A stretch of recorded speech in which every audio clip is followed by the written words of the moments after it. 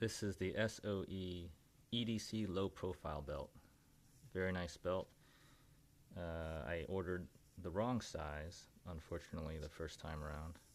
So I need to send this one back for replacement. And if you are in the market for this belt and wondering what size to get, this video is for you. Belt sizes are like shoe sizes. Every manufacturer will have a sizing system, and the same nominal size is going to have an actual physical dimension associated with it, but those physical dimensions are going to vary, potentially vary widely from manufacturer to manufacturer. It's just like shoes. One company's size 10 could be comparable to another company's size 9 or 11, but there is a physical dimension and actual length associated with each company's size. So what you want to do is figure out the actual physical length of belt that you need and try to map that to a particular company's sizing system. And to do that with belts, you should have a belt that you wear and that fits you, and you can use that for physical measurement. In this case, I have a Hanks Amish belt, and the right place to start measuring there is right about here, because of how short this buckle is. If you have a different belt with a longer buckle, for example, that may give you more length, and you may need to start measuring from closer to the end of the buckle as opposed to the leather. But for this small buckle on the Hanks belt, this works.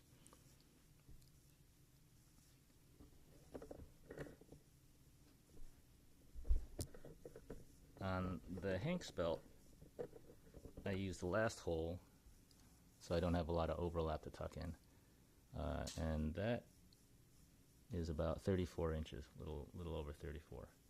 So I know that if I want to get another belt, I need it to be able to attach at around 34 inches, preferably with an inch or two leeway on either end. In the case of this SOE belt, the way it's designed, your tightest possible measurements determined by this point right here, where the hook webbing is stitched to the main belt. You can't overlap it more than this, so this gives you your tightest possible setting. Doesn't matter where you move the buckle, you can't tighten it up more than this. This is your maximum overlap. So you're going to measure from this end to this point where the stitching is. So if we line that up,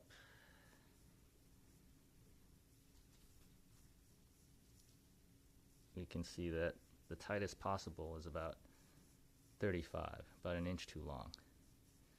So this is a size 32 SOE belt. This is a size 32 Hanks. So again, the sizing, the label size doesn't matter. It's the physical dimension that you need to find out. And for this, I need about 2 inches shorter. Should be just about right. Hopefully that's going to correspond to the next size down, SOE, which is a 30, and I'm hoping that that's going to be exactly 2 inches shorter in overall length, and that these stitching points are also going to be 2 inches further back, and that will give me the ability to overlap it to the size I need. At the other extreme, there's a lot of adjustment range to go longer. You do that by moving this hook webbing to its longest setting here,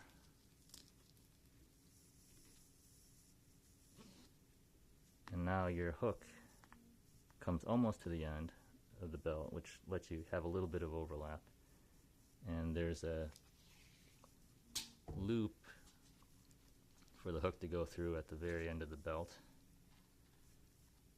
and so that gives you your largest overall potential length. Basically measuring from here to here, here to here.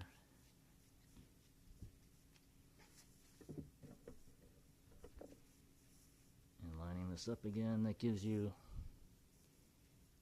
about 40.5 inches. So that's about from 35 to just over 40. That's over a 5-inch spread, so there's a lot of room for adjustment. If you're right in the middle, you got room to go tighter or looser by a couple inches. Hope that's helpful, and I am looking forward to getting the right size in this belt because it looks like a very nice piece of gear.